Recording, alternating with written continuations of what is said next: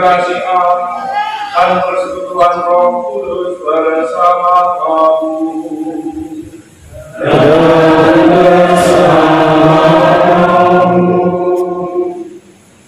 Saudara-saudari yang dikasihi Tuhan, selamat pagi, selamat datang, berdatangan.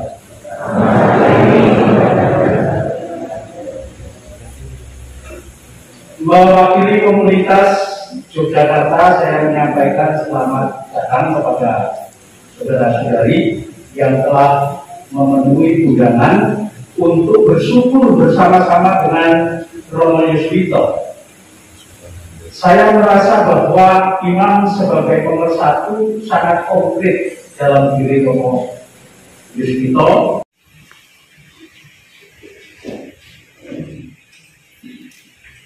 Ia akan menghakimi orang-orang lemah dengan keadilan. Pembacaan dari kitab Yesaya. Pada akhir zaman, sebuah tunas akan keluar dari tunggul Isai, dan taruh yang akan tumbuh dari pangkalnya akan berbuah. Roh Tuhan akan ada padanya, roh hikmat dan pengertian, roh nasihat dan keperkasaan, roh pengenalan dan takut akan Tuhan. Ya, kesenangannya ialah takut akan Tuhan. Ia tidak akan menghakimi dengan sekilas pandang saja, atau menjatuhkan keputusan menurut kata orang. Tetapi ia akan menghakimi orang-orang lemah dengan keadilan, dan dengan kejujuran akan menjatuhkan keputusan terhadap orang-orang yang tertindas di negeri. Ia akan menghajar bumi dengan perkataannya seperti dengan tongkat, dan dengan nafas mulutnya ia akan membunuh orang fasik. Ia tidak akan menyimpang dari kebenaran dan kesetiaan, seperti ikat pinggang yang terus terikat pada pinggangnya.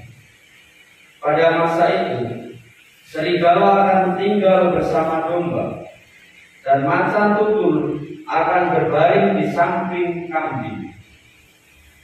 Anak lembu dan anak singa akan makan rumput bersama-sama, dan seorang anak kecil akan menggiringnya. Lembu dan beruang akan sama-sama makan rumput, dan anak-anaknya akan sama-sama berbaring. Sedang singa akan makan jerami seperti lembu. Bayi akan bermain-main dekat liang ular tedung, dan anak yang cerai susu akan mengulurkan tangannya ke sarang ular beludak. Tidak ada yang akan berbuat jahat atau yang berlaku busuk di seluruh gunungku yang kudus, sebab seluruh bumi penuh dengan pengenalan akan Tuhan, seperti air laut yang menutupi dasarnya.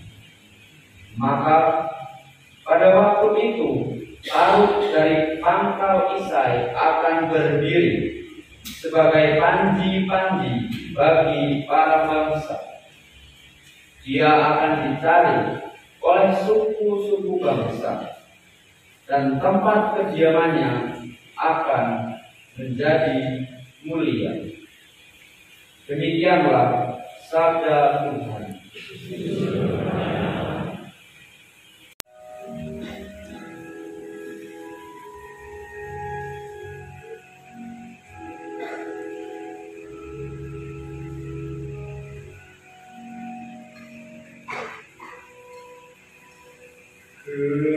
Dia akan berkembang pada samanya, dan damai sejahtera akan melimpah sampai selama-lamanya.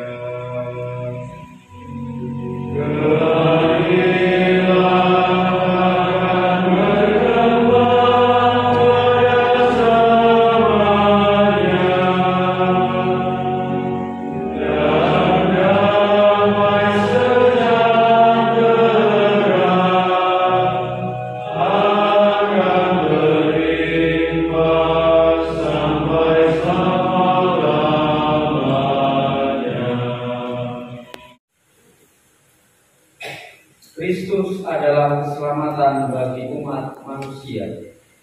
Pembacaan dari surat Rasul Paulus kepada jemaat di Roma. Saudara-saudara, segala sesuatu yang dahulu ditulis telah ditulis untuk menjadi pelajaran bagi kita. Maka kita harus teguh berpegang pada pengharapan berkat ketekunan dan penghiburan dari kitab suci. Semoga Allah, sumber ketekunan dan penghiburan, mengaruniakan kerukunan kepada kamu sesuai dengan kehendak Kristus Yesus, sehingga dengan satu hati dan satu suara kamu memuliakan Allah dan Bapa Tuhan kita, Yesus Kristus. Oleh karena itu, terimalah satu akan yang lain, sama seperti Kristus juga telah menerima kita untuk kemuliaan Allah. Yang aku maksudkan ialah bahwa demi kebenaran Allah, Kristus telah menjadi pelayan orang-orang bersunat untuk mengukuhkan janji yang telah diberikan Allah kepada nenek moyang kita, dan untuk memungkinkan bangsa-bangsa lain memuliakan Allah berkat kasih karunia yang diberikan Allah kepada mereka. Hal ini kukatakan kepadamu supaya ada tertulis, Aku akan memuliakan engkau di antara bangsa-bangsa dan menyanyikan mazmur bagi nama. Demikianlah sabda Tuhan. Tuhan bersamamu dan bersama rohmu. Inilah Injil Yesus Kristus menurut Santo Matius. Dimuliakanlah Tuhan. Sekali peristiwa, tampilan Yohanes Pembaptis di padang gurun Yudea dan Yerusalem. Bertobatlah, sebab kerajaan surga sudah dekat. Sesungguhnya, dialah yang dimaksudkan oleh Nabi Yesaya ketika Nabi itu berkata, ada suara orang yang berseru-seru di padang gurun, persiapkan jalan untuk Tuhan, luruskanlah jalan baginya. Yohanes itu memakai dua bulu unta dan ikat pinggang kulit, makanan yang belalang dan madu Tuhan. Maka datanglah kepadanya penduduk dari Yerusalem, dari seluruh dunia dan dari seluruh daerah sekitar Yordan, dan mengaku dosanya mereka dibaptis oleh Yohanes di Sungai Yordan. Tetapi waktu melihat banyak orang Farisi dan orang Saduki datang untuk dibaptis, berkatalah Yohanes Pembaptis kepada mereka, hai kamu keturunan ular beluga, siapakah yang mengatakan bahwa kamu dapat lolos dari yang akan datang? Maka hasilkanlah buah yang sesuai dengan pertobatan. Dan janganlah mengira bahwa kamu dapat berkata dalam hatimu, kami ini anak Abraham, sebab aku berkata kepadamu,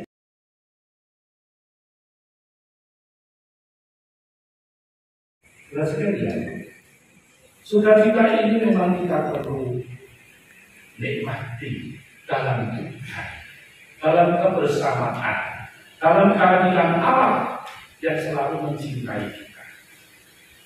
Paling tidak ada dua hal yang kita syukuri pada hari ini. Pertama-tama, Partai Injil. Partai Injil itu mengatakan dalam surat itu, kerajaan Allah sudah dekat. Sudah dekat sampai mana ya? Sampai Kolombo barangkali, atau sampai Tugu barangkali. Tapi kedekatan adalah kedekatan dalam hati, dekat rohani. Artinya kerajaan Allah yang datang itu juga bisa kita raih, kita capai, kita petik. Kalau kerajaan Allah itu seperti buah mangga, maka dia itu tergantung di pohon mangga. Nah, bagaimana kita bisa memetik buah mangga ini? Ini sesuatu yang menggembirakan, sesuatu yang kita idamkan, sesuatu yang sungguh-sungguh membawa kita kepada suatu bahagia karena bersatu dengan Tuhan Allah yang janji. Perlu sarana, perlu Allah untuk bisa memetik kerajaan Allah itu. Pakai jalan atau bagaimana? Caranya ialah bertobat. Rupanya pertobatan itulah yang disampaikan, diberikan oleh Yohanes Pembaptis kepada kita dalam langkah itu. Bertobatlah supaya kamu bisa memetik kerajaan Allah, kerajaan surga. Bertobatlah supaya kamu bisa berkembang menjadi imam yang baik. Bertobat. Karena pertobatan itu tidak hanya sekali, dua kali, setahun, 2 tahun, tapi seumur hidup. Walaupun saya ini sudah kakek-kakek, sudah ibadah bertobat, tapi saya juga sadar begitu banyak hal dalam diriku yang masih harus ditobati, dipelajari, diambil dan melekat dalam hatiku itu supaya aku bagus dan semakin menjadi imam yang berkenan pada Tuhan. Demikian juga tadi sudah ya, ada yang mengatakan jangan kamu menganggap dirimu anak Abraham. Kita bisa berenang tentang hal itu. Jangan memandang kamu karena kamu sudah kakek tua dan ini berarti kamu sudah hebat. Tuhan bisa membuat anak-anak itu dari baru yang lebih berkualitas daripada kakek yang 75 tahun ini. Walaupun sudah 45 tahun, jangan kamu mengaku Yesus sudah sempurna. Tidak. Harus sadar diri. Terutama apa yang melekat di dalam hati ini. Alangkah apa ya? Selesai begitu. Kalau orang merasa dirinya sudah hebat, tidak ada kekurangan, tidak ada salah. Waduh, saya kira ini orang yang dihadapi oleh Yesus tadi. Orang Farisi dan sebagainya. Sungguh-sungguh sesuai. Dan karena itu, mari kita mencoba memanfaatkan juga masa ini untuk bagaimana aku secara jujur, baik pikiran, hati dan jiwa menguasai. Ya, aku pribadi yang lemah. Aku masih banyak kekurangan. Aku masih harus terus berkembang dalam rahmat yang belajar. Semakin hari nuraniku itu dibersihkan dan akhirnya ini aku bisa berjumpa dengan Tuhan yang adalah hadir dalam kerajaan Allah. Ini kegembiraan yang pertama. Kegembiraan yang kedua itu ya ini apa yang ada dalam hati saya. Saya itu berkata, aku mengagungkan Tuhan. Hatiku bersuka cita karena Tuhan penyelamatku. Karena Ia telah memperhatikan hamba yang hina ini. Inilah ungkapan saya dalam 45 tahun sebagai imam. Kita mulai dari Tuhan memperhatikan hambanya yang hina ini. Saya ini orang hina, orang terbatas. Kemampuan saya tidak seperti para pintar-pintar promotor lapor ini. Hanya sedang-sedang dapat bisa lulus. Ini memang, tapi Allah menghendaki lain. Jadi kalau misalnya saja orang Kalimantan itu kan melihat bibit berbeda, asal usulnya macam-macam. Asal usulnya ya saya orang usul bang sapi yang cukup, pembisa aku belum rapi, anaknya orang miskin, bapak ibu saya dahulu, bapak itu sekolah dengan ongkol, ibu saya juga dulu. Tetapi itulah. Ternyata aku diberi berkah yang begitu baik dan mulia dari orang yang sederhana semacam ini. Aku diberi tuntunan hidup yang akhirnya saya bisa berkembang menjadi seperti sekarang ini. Itu Allah yang berkarya di dalam mereka. Dan akhirnya kalau saya menemukan ini, aduh siapa kasih aku ini? Ini menjadi kalau itu keluarga saya itu menjadi seperti janda miskin. Janda miskin memberikan derma hanya berapa?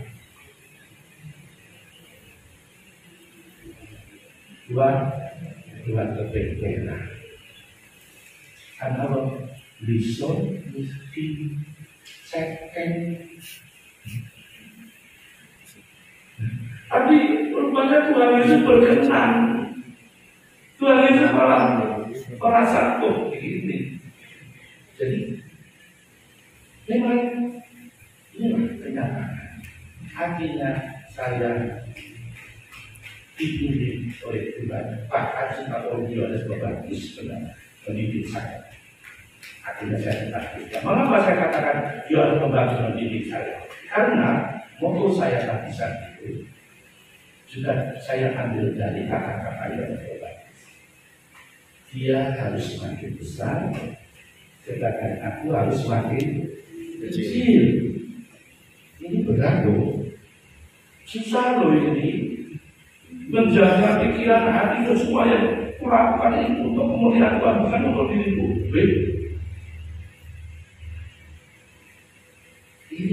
Itu akan dibuat obat tadi itu. Berubah menjadi sesuatu yang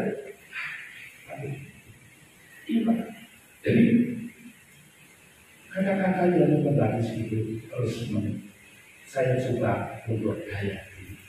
Dan akhirnya itu dalam perjalanan 45 tahun ini tidak tadi hati itu bersuka cita karena Tuhan penyelamat itu. Tuhan yang menyelamatkan imanku. Kalau tidak banyak menyelawati, silakanlah aku nanti bisa kandang satu dalam perusahaan juga. Aku bisa berkelintir dalam hal macam-macam itu, apalagi juga seperti piarawan 3 tahun itu dan si imamat dan sebagainya. Tapi hari itu saya merasakan setiap kali saya sudah ada di mendekati sebelah Tuhan jaga saya, dan justru kebalik.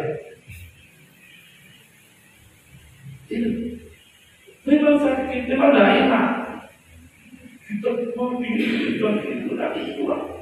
Sesuatu yang sungguh juga artinya membuat perjalanan imamat saya itu bertahan sampai sekarang ini.